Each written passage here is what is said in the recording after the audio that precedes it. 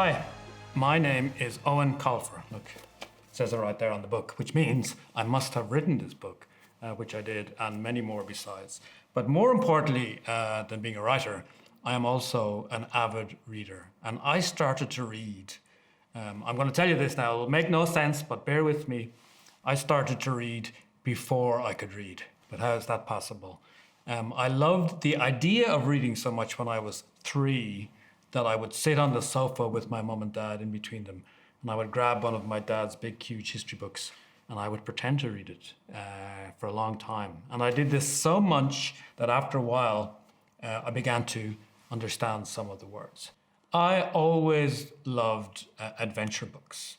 Adventure books, be they magical, fantastical, pirates. I love comics too. I love Batman, Superman, and Spider-Man. When I started to read, it was just to enjoy myself.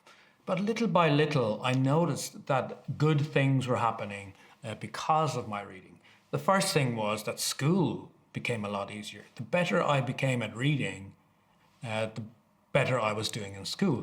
But an even better thing happened, if there is a better thing than doing well in school, and this was, I became part of a group within the classroom that also liked to read. So I found other people who were like me. And some of those guys are my friends to this day, 45 years later. The first book I ever got published was not the first book I wrote. I wrote 7 full books before I got to the point of having a book that was ready for publication. And I would urge young writers not to give up. Sometimes you write a book and someone doesn't like it and you think, oh, well, I guess writing's not for me. But don't think like that. Every writer almost has been refused, turned down, turned away. Keep going until you find your own voice. And then in 2000, I wrote a book called Artemis Fowl about a teenage criminal mastermind living in Dublin who captures a fairy for the leprechaun gold. In your journey as a writer, there are 3 or 4 moments, if you manage to keep going, that are turning points. And for me, writing this book, Artemis Fowl, was definitely a turning point. And now it's a movie.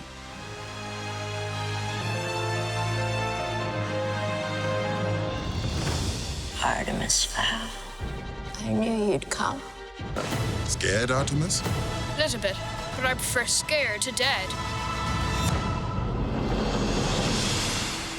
It's like a dream, and every year I say to Jackie, right, this year is probably going to slow down. Jackie's my wife, by the way. This year is probably going to slow down. I might take a break. Maybe we could have a holiday, and I won't do any work. But it hasn't happened, and I'm glad, really, because between you and me, I really love writing, and I don't want to take a holiday. For a long time, when I was younger, I had no confidence in myself. I thought, oh, I could never be a writer. It can't happen.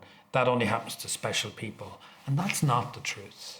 What is the truth is that it's probably not going to happen the first time. So start small. Don't try and write a book on your first day. Write a 1-page story. And when you've done 5 or 6 of those, maybe do a 10-page story.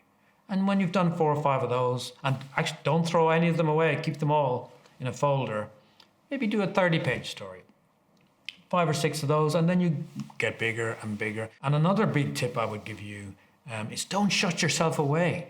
Very often young people think, well, if I'm going to be a writer, I have to sit in my room in the dark and listen to goth music and maybe wear black eyeliner, and that's all I'm going to do. But I would say, put on that black eyeliner and get outside and make friends, have experiences, because you're going to be basing your books for the rest of your life on those experiences that you have. And if you don't have any experiences, you're going to run out of fuel for your imagination. So just get out there. So I'd like to read to you today the prologue from Artemis Fowl. And this introduces the character of Artemis Fowl. And why this is important in an adventure story is that very first page is crucial, because people go into bookstores and they look, oh yeah, this looks good. Will I buy it? Well, before I decide to buy it or not, I'm going to just read 1 page. And if they like that page, then they might buy the book. So what the first page like is a little hook, like that would be on the end of a fishing line that you throw out into the water and then if it gets a little nibble, you reel it in. So listen to this first page and then ask yourself, does this character intrigue you? How does one describe Artemis Fowl? Various psychiatrists have tried and failed. The main problem is Artemis's own intelligence. He bamboozles every test thrown at him. He has puzzled the greatest medical minds and sent many of them gibbering to their own hospitals. There is no doubt that Artemis is a child prodigy. But why does someone of such brilliance dedicate himself to criminal activities? This is a question that can only be answered by one person, and he delights in not talking. Perhaps the best way to create an accurate picture of Artemis is to tell the by now famous account of his first villainous venture. I have put together this report from first-hand interviews with the victims, and as this tale unfolds, you will realize that this was not easy. The story began several years ago at the dawn of the 21st century. Artemis Fowl had devised a plan to restore his family's fortune, a plan that could topple civilization and plunge the planet into a cross-species war. He was 12 years old at the time.